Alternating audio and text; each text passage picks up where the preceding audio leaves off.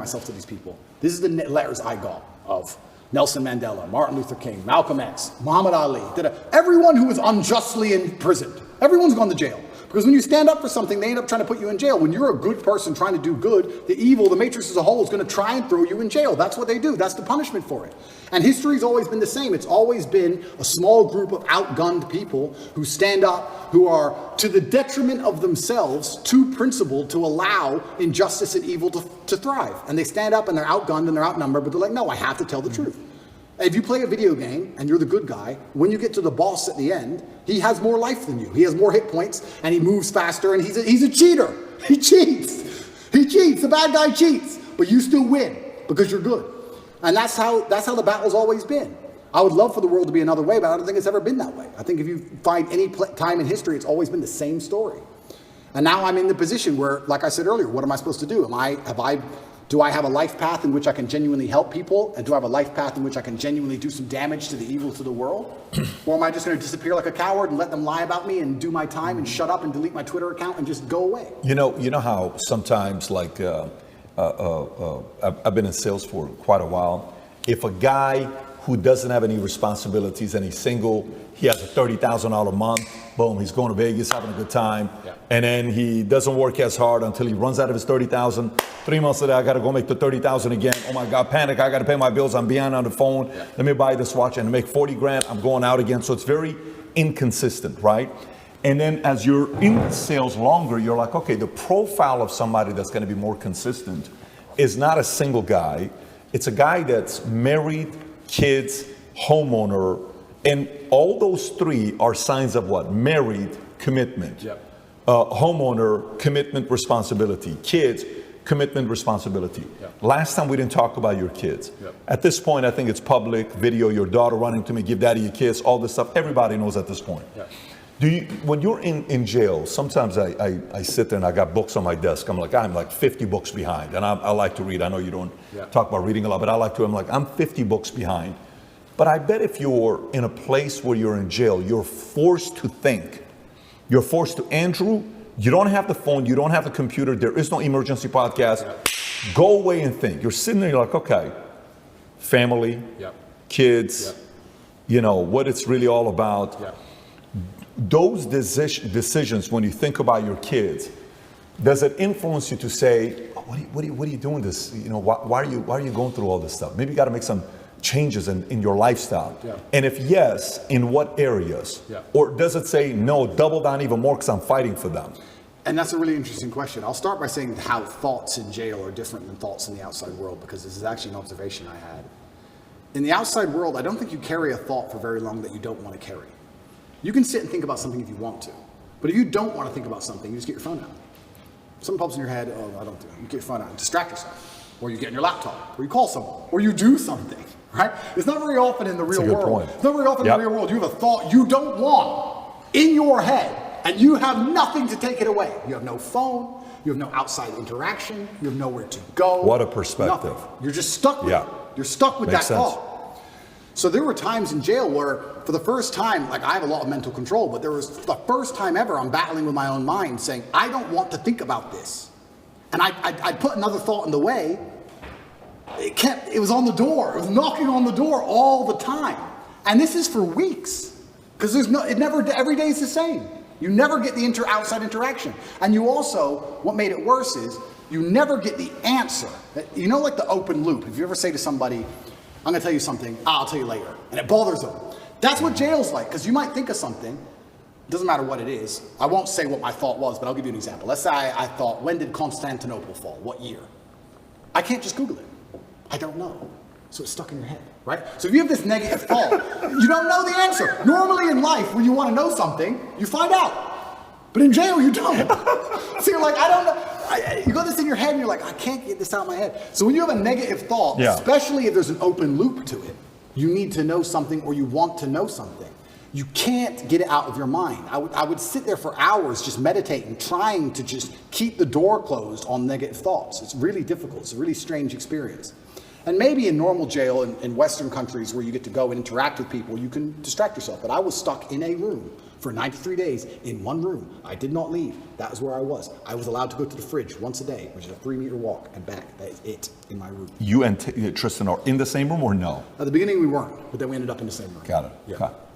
So, yeah, the thoughts in jail are very pervasive. And it's also a long time, maybe never, in the outside world where I had a thought in my head for weeks and weeks and weeks and weeks. You just satisfy the problem. You fix the issue in the real world. In jail, you can't do that. So yeah, family and kids, and those are the positive things that you do think about. But it's difficult because I think of children, I think of legacy. And then if you're going to think of your legacy via your children, you have to think of your legacy via your actions. And then you have to sit and by extension go, well, truly, truly on my deathbed, truly, will I be happier if I gave up or if I continued to tell the truth? I'm scared of the regret of thinking, you know what, I was the most famous man in the world and every man on earth was listening to me and I was really making a difference, but I got scared. I don't think I can live with that. I don't think I can live as a coward. I'd feel like a pussy. I just feel like a wimp. And sometimes inside of men, that's all it takes for us to do the most stupid things there is. The idea of feeling like a coward. A man will run into a burning building to not be a coward. If the firefighter, they go, there's children in there, and the whole building's on fire. It's like, well, I can't be a coward. Oh, fuck it. And you'll risk your life. It's something that's built inside of us, honor and pride. It's something that should be. It's what they're trying to take away from us. But it's what used to be built inside of men. And I just feel like I can't give up. I know what I'm doing is good. I know what I'm teaching is good. I know that people don't like it, but I know I'm not teaching anything that's bad. And yeah, I want my children to be happy, but I have daughters too. And how do you make sure that your daughters are secure and have a good future? Well, I think you do that by building good men. How else do you do it? My daughter is mine now, but she won't be mine forever. She's going to marry somebody. I like the idea of her marrying a good man with honor and principle, a man like me. I don't want to marry some idiot. So they call me a misogynist and I'm anti-woman. I'm pro-woman.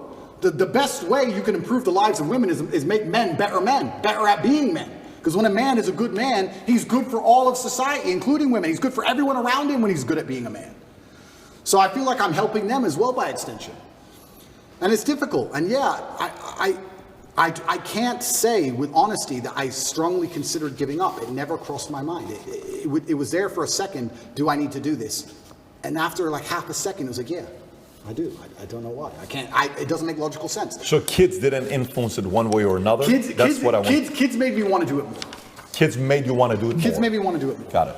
I look up to my father as a hero, and I would hate for my sons to look up at me and not see me as a hero. Because that's how I believe you should see your dad, as a hero. And I feel like and you're not a hero without an enemy, and you're not a hero without a fight. Did they ever try to, and by the way, I don't see this working effectively at all, but did they at all try to come in between you and Tristan, or you and the two girls, or the two of you and them? Was there any manipulation and divisiveness going on there? What about these stories that came out that you've got cancer and lung cancer, and then you were poisoned, and these matrix attacks? Yeah. So are you planting these stories? No. Are they making these things up? No. So the cancer thing is interesting because by Romanian law, every 30 days to extend the arrest, there has to be new information. They can't extend the arrest based on the previous information. So they put together all this garbage case and arrested me for 30 days. To keep me another 30 days, they have to find something during that 30-day arrest period to keep me for the second month. But of course, there's nothing to find. So when I was having medical scans in Dubai, a dark spot was identified on my lung. And I had follow-up tests booked for February. So after the first 30 days, I called up my PA and she said, are you coming to Dubai? I said, well, yeah, if they let me go at the end of these 30 days, I'll come to Dubai for my medical tests. They took that conversation and shown it and used it in court saying, I'm trying to flee the country. I'm trying to escape the judicial system as motivation for the second month's arrest. And the judge agreed and locked me in jail because I said that I would go to a medical appointment if I was free. And they used that as proof I'm trying to run, because they had nothing else, and the judge agreed it for some reason and kept me in jail. Then everything in Romania leaks. So it leaked that I had this medical thing in Dubai, I had a problem with my lungs, and then there's a hospital here, and I decided to go to the hospital here and have it looked at, because although I was not concerned, I thought, you know what, although it's difficult to do procedures in jail, I have time for once in my life. So I decided to go to the hospital here in Romania, and Romania does have some private healthcare, which is actually very high quality. It's not as poor as people think it is. And I went to a private hospital, and I knew it wasn't cancer. I knew it wasn't. I sat down with the doctor and said, we're really concerned about this dark spot in your lung. I said, it's not cancer. He said, how do you know? I said, that's just not my life path. It's not my story. You told him that? Yeah.